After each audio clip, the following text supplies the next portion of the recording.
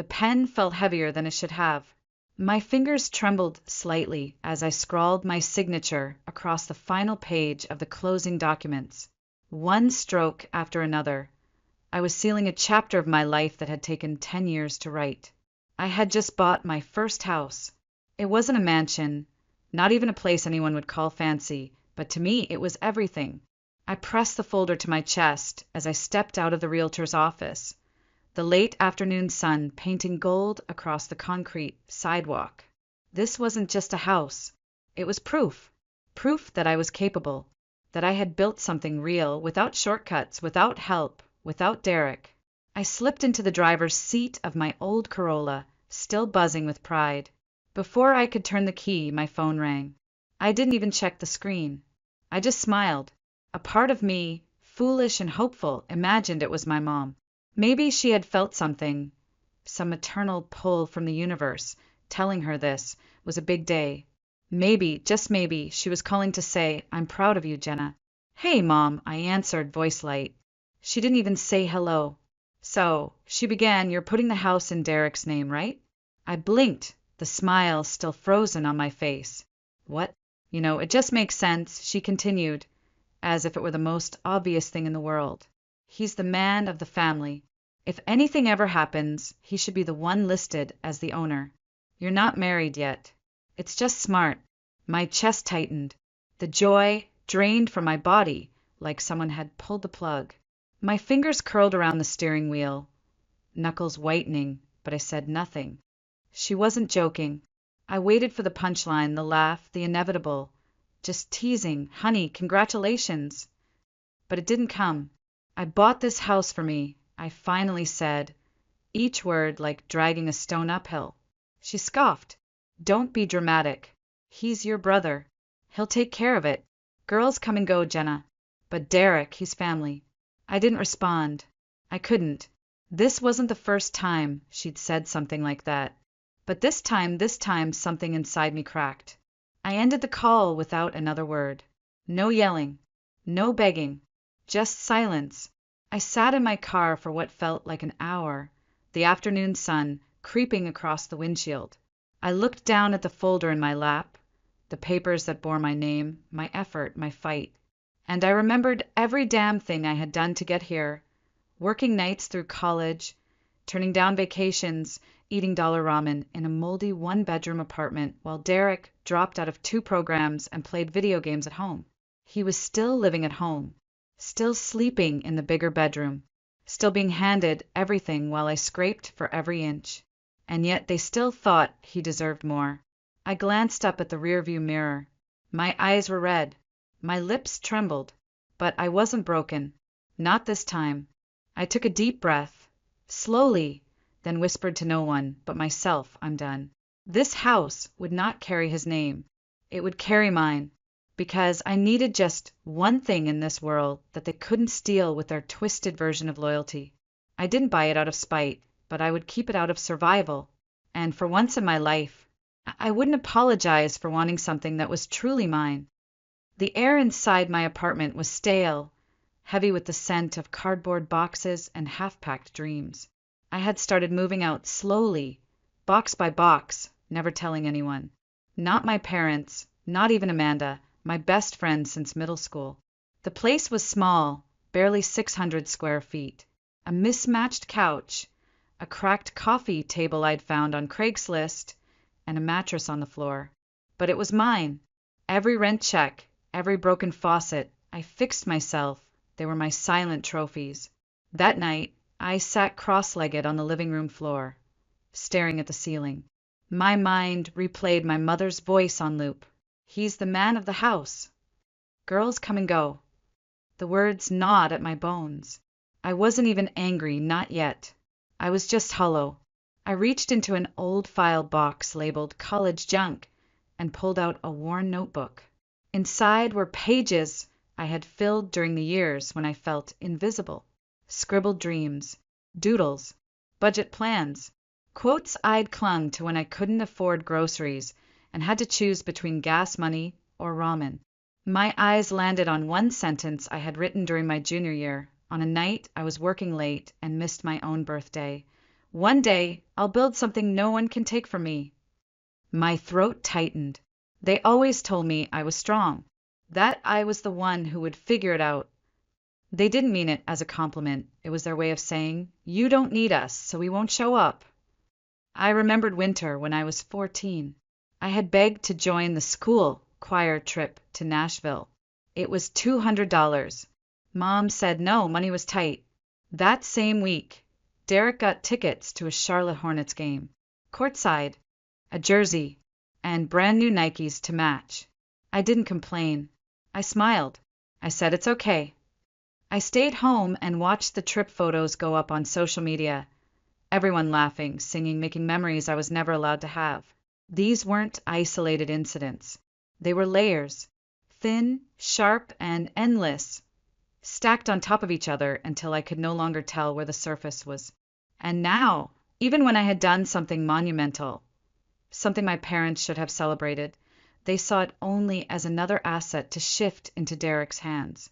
They didn't ask how I'd pulled it off, how I'd spent 5 years building a freelance design business from the ground up, how I had lived off instant oatmeal and dollar store coffee so I could save for a down payment, how I had spent 3 Christmases alone so I could take on extra projects during the holiday rush. None of that mattered, because I wasn't their chosen one. I was their backup, the extra, the girl who did okay but never made it. Because no matter what I did, I wasn't Derek. I felt the tears rising, hot and stubborn. I didn't want to cry, not over them, but I let them come, quietly, not because I was weak, but because the weight of pretending to be okay had finally tipped.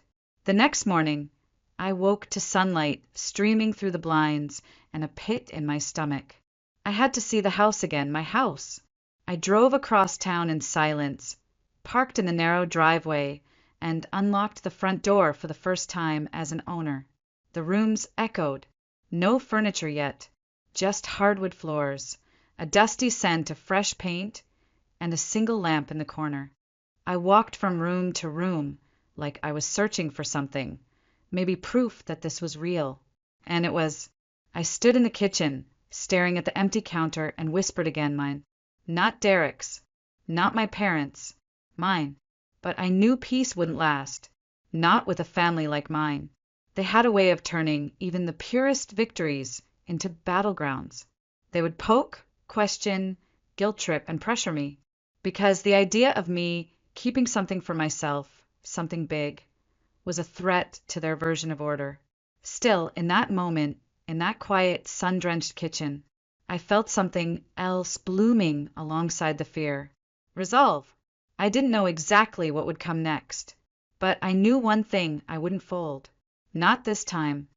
The smell of charcoal and overcooked ribs hung heavy in the air, mingling with the familiar drone of family chatter. I hadn't planned on going. I had stared at the invitation for days, debating whether it was worth the emotional landmine. But some part of me, the loyal daughter part that hadn't fully died yet, still wanted to show up, still believed that maybe, somehow, things could feel normal for once. They didn't. The moment I stepped into the backyard, plastic plate in hand, I was hit with a flurry of questions before I even reached the cooler. Jenna, still in that shoebox apartment of yours? Any plans to settle down? Your mom says you've been busy with work, freelancing, right? So you're still doing that online stuff. I smiled politely, bit my tongue, nodded, let it all roll off me like cheap wine on polyester. No one asked how I was doing. Not really. No one asked what I was building. They just assumed I was still waiting for life to happen. While Derek, standing near the grill in designer shades and a smug grin, soaked up compliments for a new project Dad was investing in, whatever that meant. As always, Derek didn't explain what the project was. He never needed to. Just being Derek was enough. I found a corner seat under the faded patio umbrella and quietly chewed my food, letting the noise of the party swirl around me like fog. I didn't say a word about the house, not because I was ashamed, but because I wasn't ready to watch them reduce it to a checklist item for Derek's future. But moms always notice. After dessert, she cornered me in the kitchen, her voice casual but loaded. You've been quiet today. Hiding something. I looked at her, really looked at her, and for 1 second, against all reason, I hoped she'd surprise me. I hoped she'd reach across the invisible divide and finally say the words I'd chased my whole life. Instead, I took a deep breath and said, I bought a house. Her face didn't soften. It sharpened. Really? Her eyes narrowed slightly. Where? I gave her the neighborhood, watched her mentally calculate the price range, the status implications, the resale value. She nodded slowly. That's nice. Then came the question. So, when are you transferring it to Derek's name? It hit me like a slap. I stared at her, stunned, the sound of party laughter muffled behind the kitchen door. Mom, no. Why would I? She raised her brow like I was being childish. You know it makes sense. He'll settle down soon. Start a family. You're not even sure you'll stay in Raleigh. He's the man. This is just logic. It wasn't logic. It was the script. The same one I'd heard since I was old enough to understand favoritism, but too young to name it. Derek was the man of the house. Derek needed space. Derek had potential. And me? I was the responsible one, the one who would understand. The invisible cushion they could stand on. I didn't answer her. I walked out of the kitchen, my feet moving on instinct, and headed straight for the front lawn. I didn't say goodbye, didn't wave. I just left.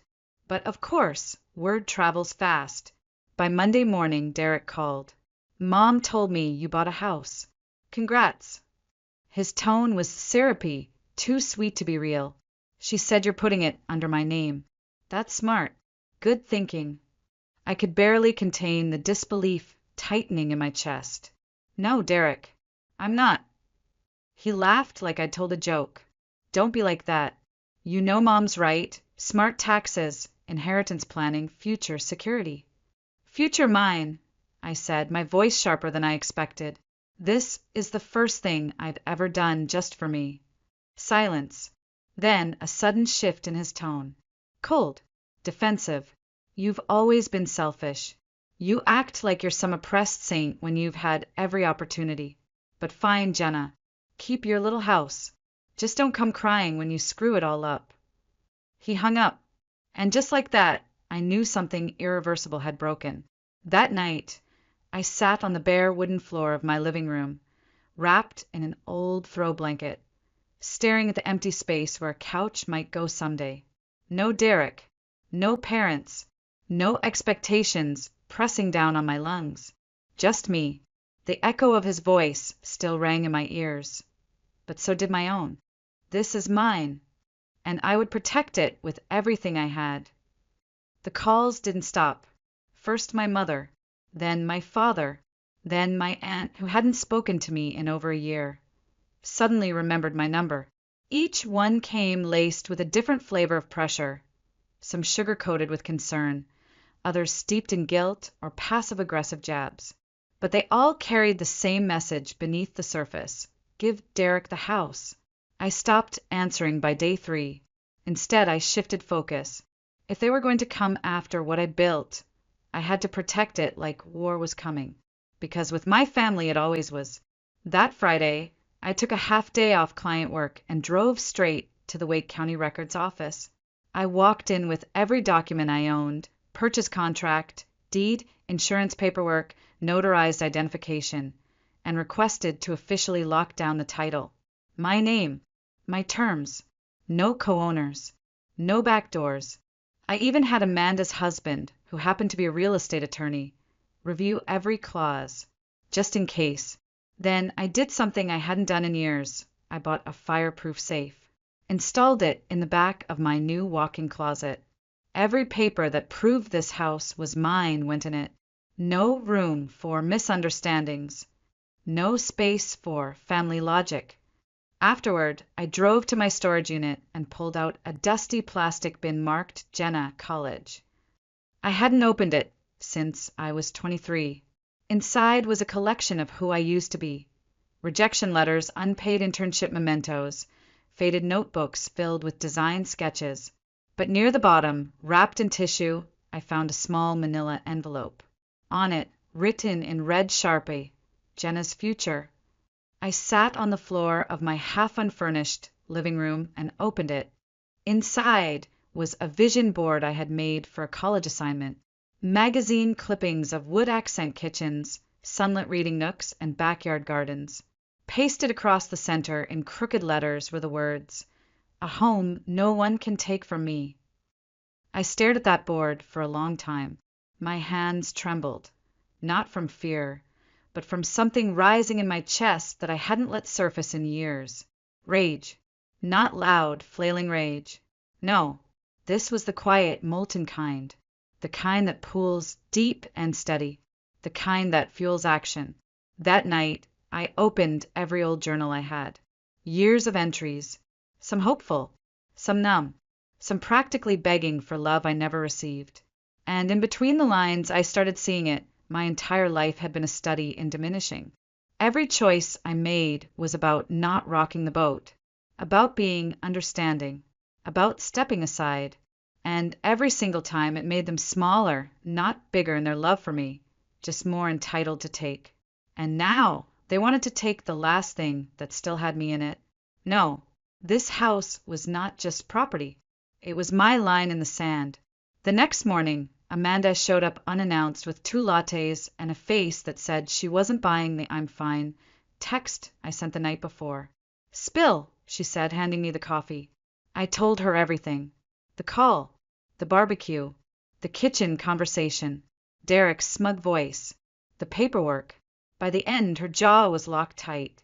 "Jenna, they've been gaslighting you since birth.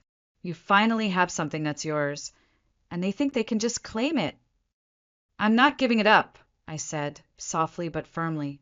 "Good," she said, reaching over and squeezing my hand, "because this time, you don't owe them a damn thing." That day, something shifted. I wasn't just defending anymore. I was preparing. I made a list of every favor, every sacrifice, every time I stepped back, so Derek could step forward. The family dinners where I wasn't asked about work, but he was toasted for doing the bare minimum. The birthdays I spent babysitting my cousins because Derek had plans. The years I covered groceries while he was figuring things out. I wrote them all down, not because I needed to keep score, but because I needed to remember. This wasn't just a battle over a deed. It was a reckoning, and I wasn't walking into it unarmed. The invitation came via group text. Family dinner, Thursday, 6 p.m. Everyone brings something. It was signed with a heart emoji, and Mom's name like that made it sweet, but I knew better. This wasn't a dinner. It was a summons. Amanda told me not to go. "You don't owe them a performance," she said. "Let them wonder." But I wasn't going to let them write the story without me in the room this time. I didn't go to fight. I went to close the chapter. So that Thursday, I stood in front of my closet for 10 full minutes before picking my outfit. I chose a structured blazer, high-waisted slacks, clean lines, and neutral tones. The kind of look that didn't ask for approval, it owned it. I tied my hair back slick and low. No earrings, no jewelry, just the envelope. I drove to my parents' house without music, just silence and purpose. As I stepped through the front door, the usual noise hit me. Cutlery clinking, voices overlapping. Derek's laugh too loud from the living room. But something shifted the moment I walked in. The air got tighter, quieter. Derek glanced up and gave a half smile. "So, did you think about what we said?" He meant the house. Mom peeked out from the kitchen with that same look she always wore when I was 10 minutes late to dinner. Part worry, part judgment, all control. "I hope you've had time to reflect," she added, already bracing for my submission. I didn't sit down. I didn't even take off my coat. Instead, I reached into my bag, pulled out the envelope, and walked to the dining table. Everyone watched me like I was about to detonate something. And maybe I was. I placed the envelope down gently, then looked at them. "I've secured the deed to the house," I said. "Calm, clear, cold. It's final.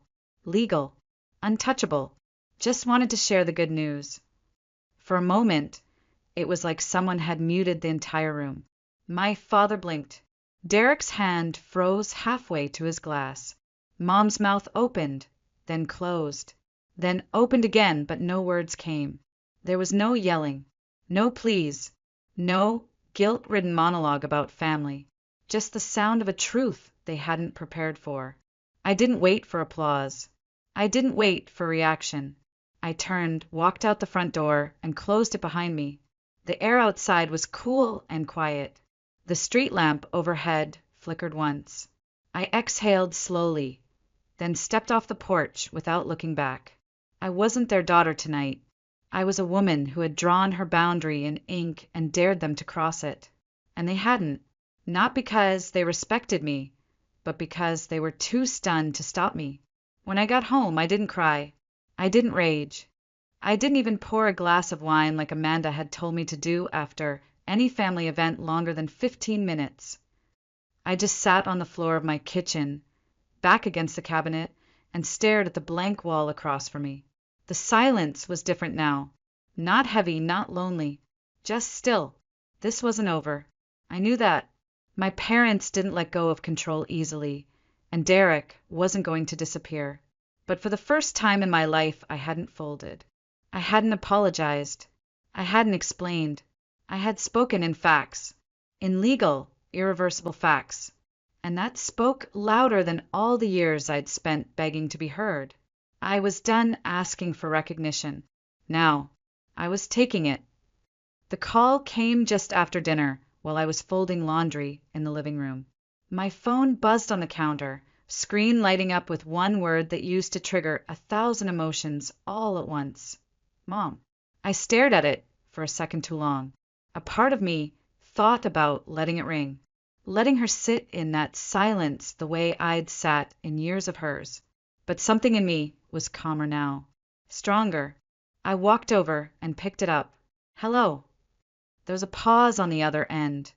Then her voice came, quieter than usual, fragile, like a woman, and used to the sound of her own humility. Jenna, we need to talk. I didn't say anything, just waited. She hesitated. I want to say I'm sorry. We never meant for things to get this way.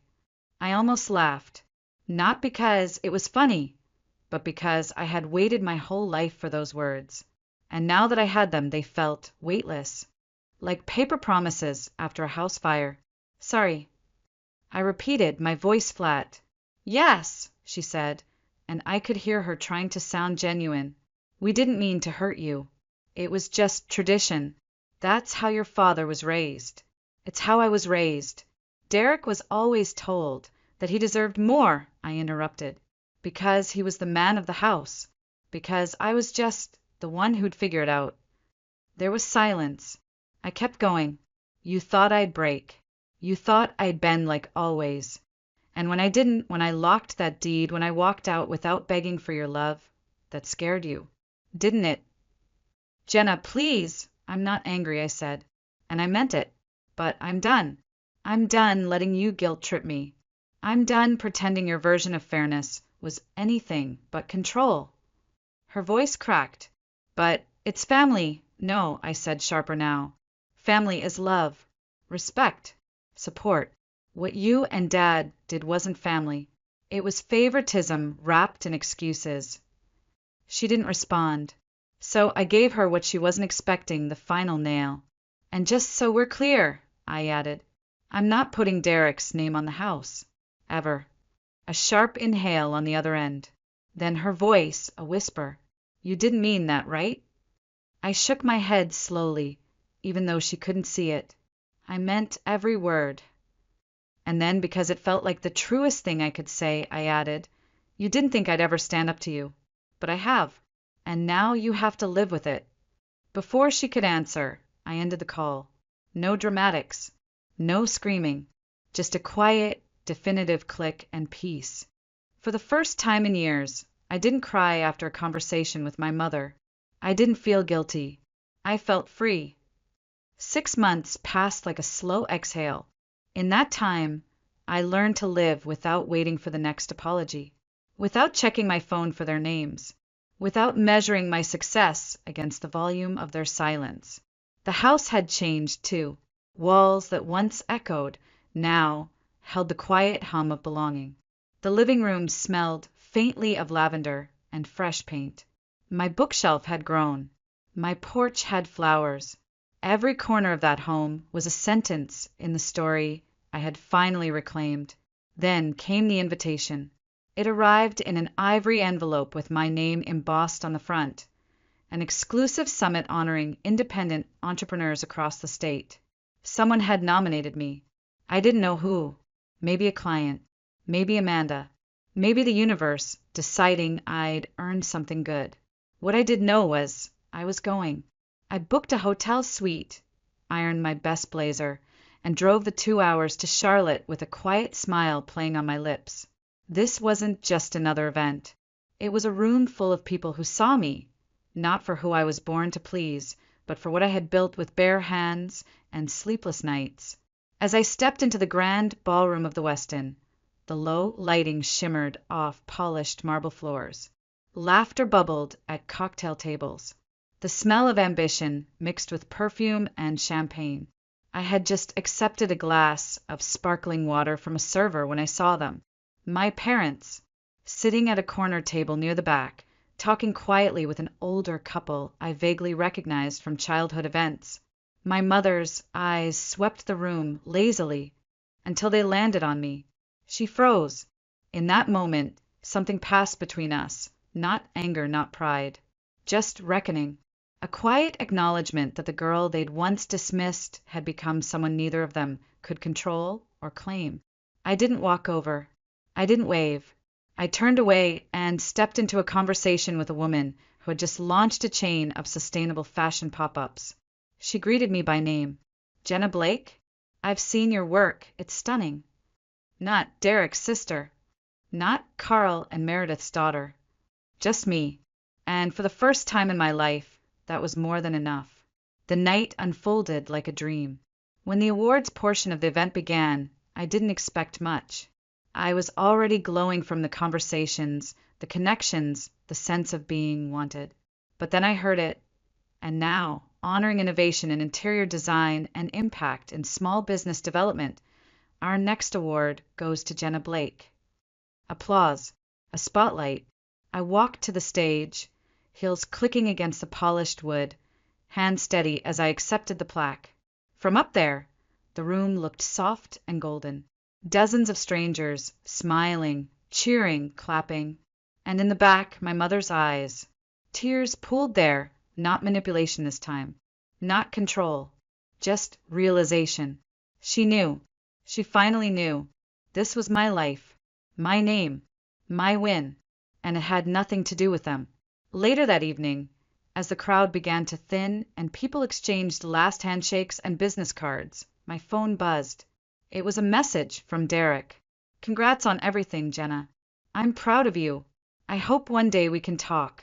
I stared at it for a long moment. The boy who once told me I was selfish, who believed entitlement was his inheritance. And now he was looking up from below. I didn't respond. I slipped the phone into my bag, walked outside into the cool night air, and tilted my face toward the stars. I had arrived. Not because anyone let me.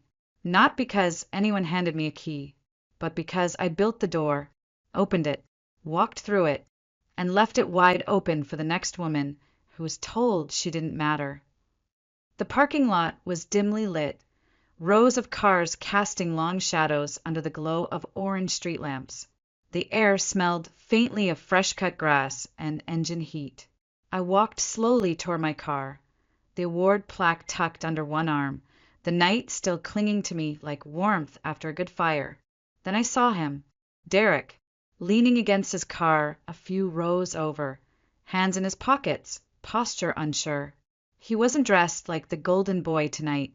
No blazer, no cocky grin, just jeans, an old jacket, and a face I barely recognized. Jenna, he called out softly, can we talk? I stopped in my tracks. A year ago, I might have turned around. A year ago, I would have been afraid of confrontation, desperate for closure. ready to forgive just because someone asked nicely. But I wasn't that woman anymore. "What is it, Derek?" I asked, my voice calm, steady, not unkind, but not open. He stepped closer. I wanted to apologize." That caught me off guard. He looked down at the pavement, then back up, eyes glassy but determined. "For how I treated you. For what I said about the house. For acting like it should have been mine. I was wrong." I didn't reply right away.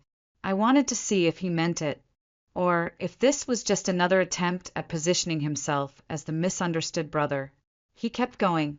"I guess I never realized how much you had to fight for. I just assumed it was easier for you because you didn't complain. But now I know." "You didn't want to know," I cut in. "Let's be honest." He flinched slightly but didn't argue. "I used to beg for your approval," I continued. "I thought if I just worked hard enough, stayed quiet enough, gave up enough, maybe you'd see me. Maybe you'd respect me." I took a step closer now. "But I've learned something these past months. I don't need your approval, or Mom's, or anyone's, because I've built a life that's mine, and no one gets to rewrite that just because they've decided they're sorry." His eyes dropped to the ground. "Derek," I said, my voice now sharp with memory, "when you tried to claim my house, you didn't just try to take property. You tried to take identity. My fight. My name. My worth." I reached into my bag and pulled out a small white envelope. He looked confused. "This," I said, holding it out, "is the final bill." He hesitated, then took it, opened it. Inside was a single sheet of paper, a typed breakdown, not of money, but of time, of years, of sacrifices, the babysitting, the skipped vacations, the debt, the ignored birthdays, every moment I gave so he could take. He read it in silence. "I told you," I said gently, "that I would make sure you understood what you tried to take from me." He looked up, pain flickering across his face. "I'm done, Derek. You can keep the envelope. Frame it. Burn it. Doesn't matter. It's not about guilt. It's about knowing. I see you now, for who you really were, and I've stopped trying to become small enough to fit beside you." I turned away. He didn't call after me, didn't follow. The only sound was the echo of my heels on the asphalt and the soft creak of my car door as I opened it. As I pulled away, I saw him still standing there, alone with the weight of something he never thought he'd have to carry. And for the first time it wasn't mine to hold. The morning sun filtered gently through the kitchen window, casting golden streaks across the hardwood floor. Outside, the garden I had planted just weeks before swayed quietly in the breeze, lavender, rosemary, a few stubborn daisies refusing to bloom. I stepped onto the back porch barefoot, coffee in hand, wrapped in the oversized cardigan Amanda had gifted me after the housewarming. The air smelled like earth and new beginnings. I stood still, breathing it in. No emails, no calls, no one telling me what I should do or owe. Just quiet. For the first time in my life, I wasn't bracing for the next attack. I wasn't preparing an explanation. I wasn't looking over my shoulder, waiting for someone to claim what I'd built. I was home, and I belonged to no one but myself. My phone buzzed on the table behind me. I glanced at it, half expecting another message from Derek or a guilt-drenched voicemail from my mother. But it was just a calendar notification. Personal time, 8 a.m., rest. Reflect. Reclaim. I smiled. I had started scheduling time for myself, not for productivity, not for performance, just to be, to exist without earning it, without proving anything. I sat on the porch step, the wood warm against my skin, and let the silence wrap around me. And then, against all odds, I answered the phone. "Hi, Mom," I said calmly. There was a beat of surprise on the other end. Then her voice, quiet, careful. "Hi, Jenna. I was just calling to check in." "I'm doing great," I replied. And there was silence. She didn't know what to say. And for once, I didn't fill the gap for her. I let it exist. I let her sit in the emptiness between us, not as punishment, but as space. A space I had carved out for myself with every no I'd finally said. "I think it's time we both start living our own lives," I added. "Mine doesn't revolve around guilt anymore." Her breath caught. I see, and maybe she did. Maybe she didn't. But it didn't matter. I didn't need her to catch up anymore. I was done waiting. I ended the call gently. No drama. No final blow. Just a soft goodbye. I sat there long after the line went dead, sipping my coffee, watching the sunlight stretch slowly across my yard. The wind rustled the rosemary. A bee dipped toward a bloom, and I felt it. Peace. Not the peace you earn from winning. Not the hollow kind that comes from proving someone wrong. This was deeper. The kind that comes from choosing yourself. Over and over. Until no one else's voice is louder than your own. And in that stillness, I whispered one final truth into the morning air. They told me I was nothing next to him, but I became everything I needed without them.